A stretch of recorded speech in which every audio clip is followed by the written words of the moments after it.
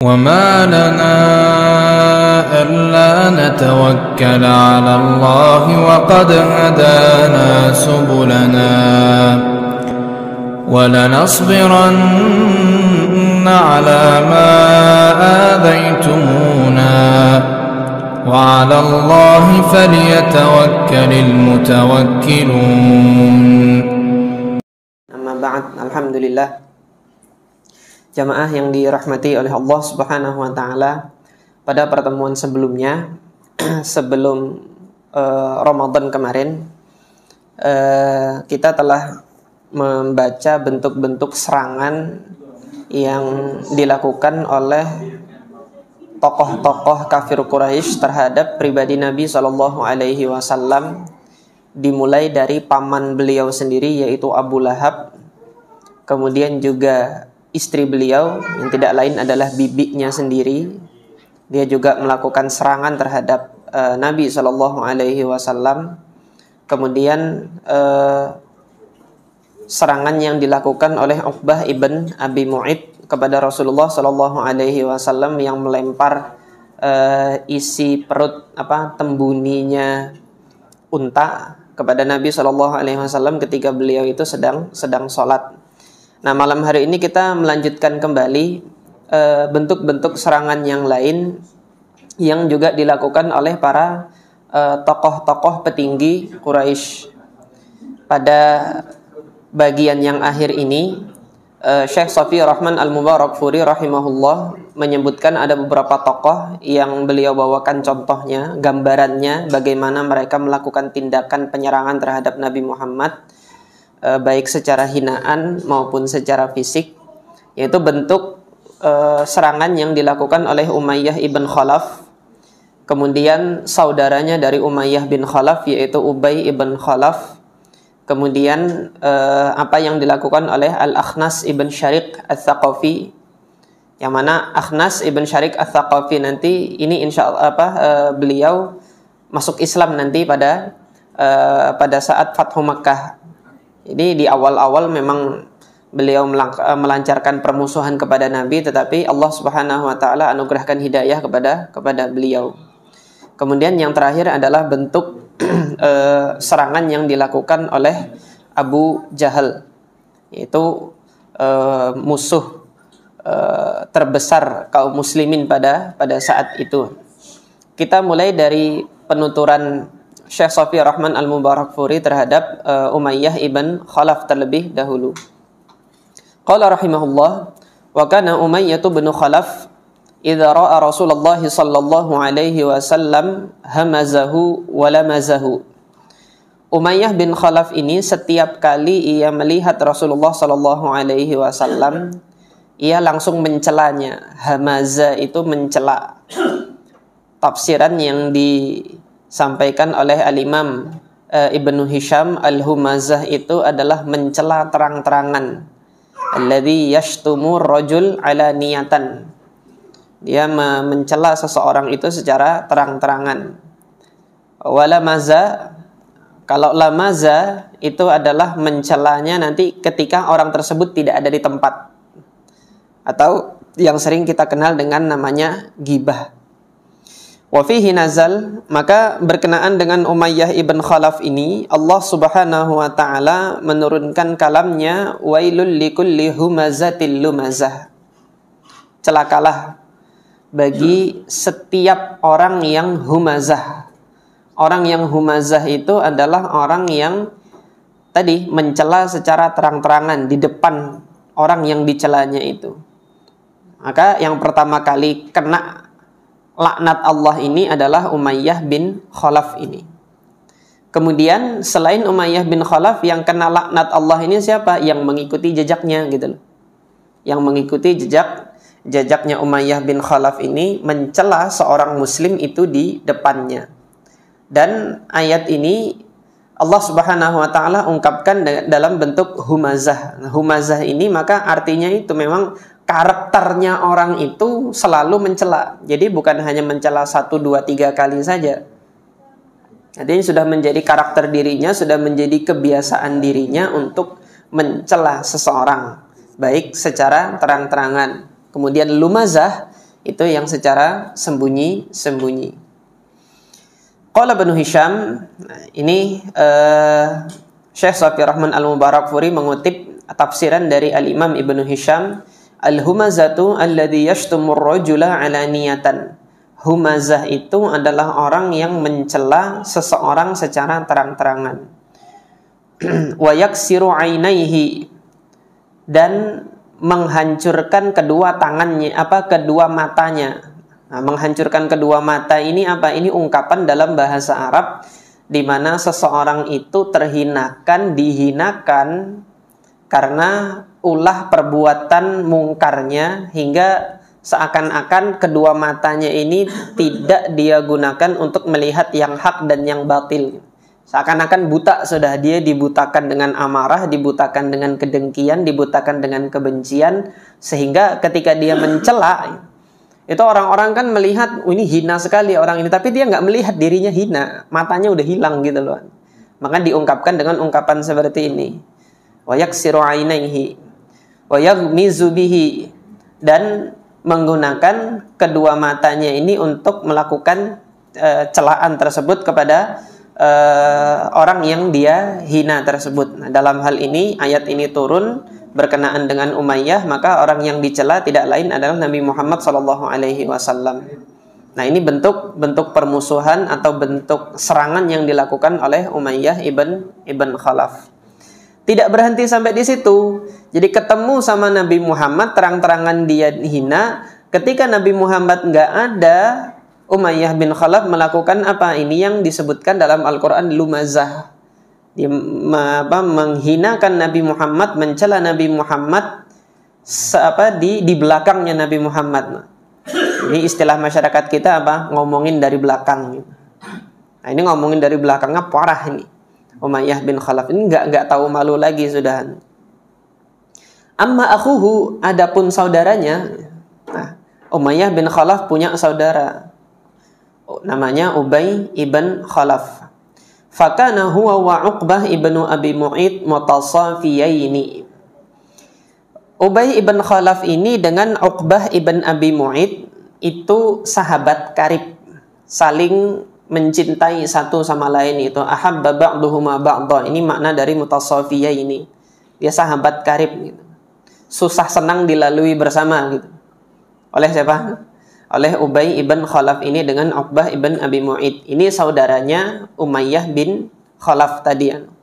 Nah, Uqbah ibn Abi Mu'id sudah kita dengar kemarin ceritanya. Dia meletakkan isi ari-arinya unta yang baru melahirkan itu di lehernya Rasulullah ketika Rasulullah sujud. Kita sudah mendengar ceritanya kemarin. Nah, sekarang ini cerita tentang teman dekatnya Uqbah bin Abi Mu'id ini. Wa jalasa Uqbah marratan ila Nabi sallallahu alaihi wasallam wa sami'a minhu. Suatu ketika Uqbah ini biar gimana pun dia masih menyempatkan diri untuk mendengar tausiah dakwahnya Nabi Muhammad sallallahu alaihi wasallam. Apa sih yang disampaikan gitu kan? Ikut dengar gitu aja. Ikut mendengar. Falamma balagha dzalika Ubayyan, ketika Ubay tahu bahwasanya Uqbah ini ikut hadir mendengar tausiahnya Rasulullah sallallahu alaihi wasallam, annabahu wa atabahu, langsung dihinakan, dicela padahal dia sahabat karib. Tahu si Uqbah ini ikut di majelisnya Rasulullah, marah Ubay ini. Ngapain ente ikut? Pokoknya marah gitu. Pokoknya dicela habis-habisan. Maka sebagai bentuk kalau memang masih kita masih mau bersahabat, saya minta kamu untuk melakukan sesuatu kepada Muhammad. Minta apa itu? Wa talaba minhu an yatfula fi wajhi Rasulillah. Jadi tafala yatful atau tafala yatfil, itu meludah. Kata siapa tadi? Kata Ubay bin Khalaf, kalau memang masih kita masih berteman gini kan, lakukan ini kepada Muhammadnya. Itu lakukan apa? Wa talaba minhu an yatfula, diminta Uqbah bin Abi Mu'id ini oleh Ubay untuk meludah fi wajhi Rasulillah, di wajahnya Rasulullah sallallahu alaihi wasallam. Karena masih CS-an, masih temenan, fafa'ala. Dilakukannya lah.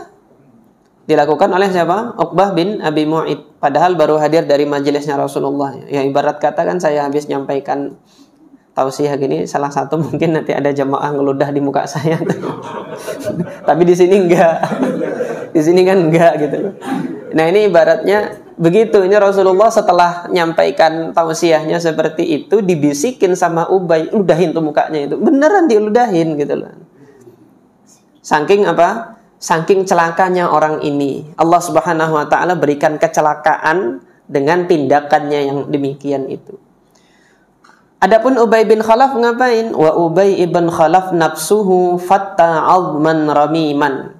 Yang dilakukan oleh Ubay bin Khalaf, dia cari tulang yang sudah rapuh, renyah itu. Dikerenyes gini aja sudah hancur gitu kan. Ketika dikerenyes hancur itu, tulang itu kan jadi debu gitu. Ketika angin berhembus ke arah Rasulullah, disengajakan dihamburnya itu ceres gini supaya angin bertiup kena wajahnya Rasulullah. Itu yang dilakukan siapa? Ubay bin Khalaf. Fatta 'azman ramiman thumma nafakhahu fir rihi nahwa Rasulillah sallallahu alaihi wasallam. Dia hamburkan di angin yang pada saat itu berhembus ke arah Rasulullah, sengaja dia lakukan yang demikian. Artinya sampai demikian loh Rasulullah itu disakiti dakwahnya. Sampai seperti itu disakiti beliau ketika menyampaikan dakwah Islam. Kalau hari ini kita berdakwah belum dibegitukan, nggak usah ngeluh gitu. Jangan ngeluh dulu baru digibahin di medsos nggak apa-apa. Ini Rasulullah gibahinnya itu bukan, dulu kan tidak ada medsos, terang-terangan ketika bertemu dicela, ketika Rasulullah nggak ada juga digibahin. Artinya sakit, benar-benar sakit memang jalan dakwah ini. Wa kana al-Akhnas ibn Syariq al-Thaqafi. Akhnas ini nama beliau, namanya adalah Ubay, sama namanya dengan Ubay bin Khalaf. Tetapi yang ini Ibnu Syariq al-Thaqafi dari qabilah Bani Thaqif. Qabilah Bani Thaqif ini qabilah yang berada di Taif. Taif itu jaraknya dengan Mekah berdekatan. Kalau kita ibaratkan ya sama seperti Samarinda Bontang ini. Dia berdekatan dengan kota Taif itu. Dan Taif itu tempatnya lebih subur, lebih sejuk daripada Mekah. Subur pertanian, jadi yang memasok pertanian bahan pangan kurma ke kota Mekah itu yang terdekat adalah Taif itu. Banyak kebun-kebunnya itu, kebun-kebun anggur, kebun-kebun kurma banyak di Taif. Nah, Akhnas ini namanya adalah Ubay. Dia adalah sekutu dari Bani Zuhrah. Akhnas ini dia sekutu dari Bani Zuhrah. Nanti kita akan baca kisah pertempuran Badar. Pada saat pertempuran Badar, aslinya orang-orang Quraisy yang keluar dari Mekah untuk menyelamatkan harta mereka yang dibawa oleh Abu Sufyan itu 1.500.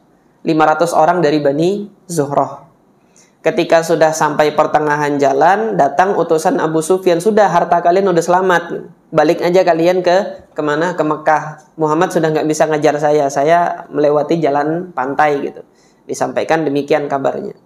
Nah maka Bani Zuhrah ini pulang ke Mekah, 1.000 orang. Ada Abu Jahal di situ. Memang waktu itu hari itu ingin mengantarkan nyawa ke Badar, ke lembah Badar pada saat itu.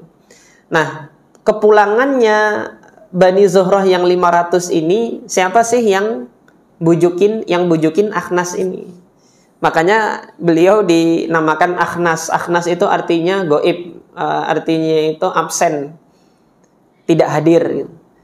Dia menjadi penyebab Bani Zuhrah nggak hadir di pertempuran Badar. Makanya diberi nama Akhnas, li'annahu khanasa bihim. Dia menjadikan Bani Zuhrah itu goib, tidak hadir atau absen, tidak hadir dalam pertempuran Badar. Sejak saat itu beliau dinamakan Akhnas, padahal namanya itu adalah Ubay. Akhnas ibn Syariq al-Thaqafi. Nah, Akhnas ibn Syariq al-Thaqafi ini bentuk serangannya yang dilakukan oleh Rasulullah apa? Dia juga termasuk yang menghina Rasulullah. Syekh Safi Rahman mengatakan wa kana al-Akhnas ibn Syariq al-Thaqafi mimman yanalu min Rasulillah sallallahu alaihi wasallam, termasuk di antara orang yang juga mencela Rasulullah sallallahu alaihi wasallam. Wa qad wasafahu al-Qur'an bi tis'i sifat. Al-Qur'an itu menyebutkan sifatnya Akhnas ibn Syariq ini dalam 9 sifat di dalam surah Al-Qalam itu. Allah sebutkan di situ di dalam surah Al-Qalam penghinaan terhadap Akhnas ibn Syariq. Tetapi alhamdulillah Akhnas ini nanti dia masuk Islam dan Allah Subhanahu wa taala anugerahkan hidayah ketika Fathu Makkah. Nah, di dalam surah Al-Qalam Allah Subhanahu wa taala berkalam wala tuti' kulla hallafin mahin. Ini dikalamkan kepada Nabi Muhammad, janganlah engkau wahai Muhammad mentaati setiap siapapun dia orang yang halaf. Halaf itu dari kata-kata halafa. Halafa itu bersumpah. Jangan kamu taati orang yang bersumpah. Apa sih maksudnya? Orang yang bersumpah di sini adalah orang yang bersumpah dengan kebatilan gitu. Sumpah palsu dan bersumpah untuk melaksanakan satu kebatilan. Yang demikian jangan dituruti, jangan ditaati kata Allah. Mahin, yang mana dia menghinakan dirinya sendiri. Menghinakan dirinya sendiri dengan bentuk-bentuk kemungkaran yang dia lakukan. Nah, ini siapa yang dimaksud? Sebagian mufassir menyatakan yang dimaksud adalah Akhnas ini. Ini pendapatnya dari Al-Imam Atha ibn Abi Rabah. Jadi kata Imam Atha ibn Abi Rabah, beliau meriwayatkan dari Abdullah ibn Abbas bahwasanya apa? Yang dimaksud dalam ayat ini adalah Akhnas ibn Syariq. Nah, tetapi ada alternatif penafsiran yang lain. Para ulama tafsir yang lain menyebutkan selain ini yang dimaksud bukan Akhnas, artinya selain Akhnas. Selain Akhnas ibn Syariq yang melakukan demikian ini. Hammazim masya'im binamim. Orang tersebut hammaz. Hammaz ini tadi melakukan hamazah itu tadi gemar melakukan humazah, pencelaan yang terang-terangan tadi. Masya'im binamim. Masya itu masya yamshi ini berjalan artinya dalam secara bahasa. Binamim dia berjalan itu untuk menyebarkan namimah, adu domba. Mencela dan gemar menyebarkan adu domba. Yang ini jangan diturutin. Allah Subhanahu wa taala sudah melarang kita untuk mengikuti jejak orang-orang yang demikian ini. Dia bersumpah dengan sumpah palsu, menghinakan dirinya dengan kemungkaran, mencela orang terang-terangan dan gemar menebarkan adu domba di tengah-tengah umat. Kemudian sifat selanjutnya apa yang Allah kalamkan dalam surah Al-Qalam ini? Manna'il lil khair. Udah begitu menghalangi orang-orang dari kebaikan dan menghalangi untuk memberikan kebaikan kepada orang. Manna' tidak memberikan sedekah kepada orang, tidak memberi makan fakir miskin. Nah, yang demikian ini disebut manna'il lil khair. Dia gemar untuk menghalangi orang untuk melakukan kebaikan dan dia sendiri tidak melakukan kebaikan. Pelit melakukan kebaikan, menghalangi orang melakukan kebaikan. Nah, ini kan double anunya, kebatilan yang dilakukannya. Mu'tadin athim. Mu'tadin athim, senantiasa melakukan perbuatan yang mu'tad, melawan. I'tada ya'tadi itu melawan. Dalam hal ini melawan ketentuan Allah Subhanahu wa taala, gemar untuk melawan ketentuan Allah.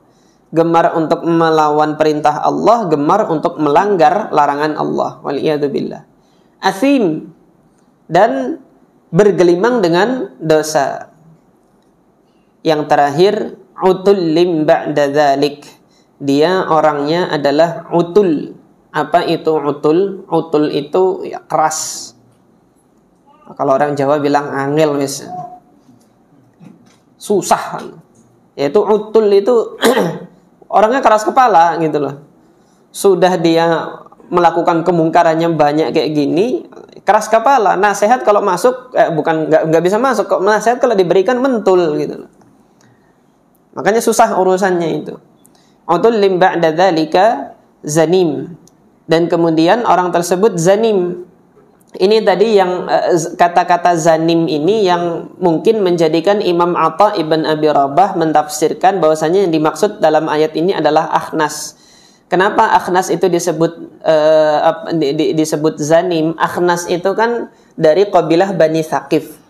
Tetapi karena dia itu sering berada dengan orang-orang Quraisy, dia dianggap bagian dari Quraisy, padahal sejatinya bukan bagian dari Quraisy. Jadi zanim itu adalah istilah orang Arab untuk mengungkapkan seseorang yang asalnya bukan bagian dari komunitas itu, tetapi ikut nempel di komunitas itu gitu. Nah, jadi asalnya dia bukan dari kabilah Quraisy, tetapi gara-gara sering bersama dengan Quraisy, dia dianggap bagian dari Quraisy. Ini makna dari kata zanim. Nah, karena disebut zanim inilah boleh jadi ini yang menjadi dasar bagi Imam Atha ibn Abi Rabah untuk menyatakan bahwasanya yang dimaksud dalam ayat ini adalah akhnas. Adapun pendapat-pendapat yang lainnya itu ketika menyebutkan orang-orangnya dia asli Quraisy gitu loh. Kalau asli Quraisy bukan zanim, tidak disebut zanim. Nah, disebut zanim itu karena dia bukan dari golongan Quraisy tetapi berada bersama dengan orang-orang Quraisy. Nah, ini makna dari ayat-ayat ini.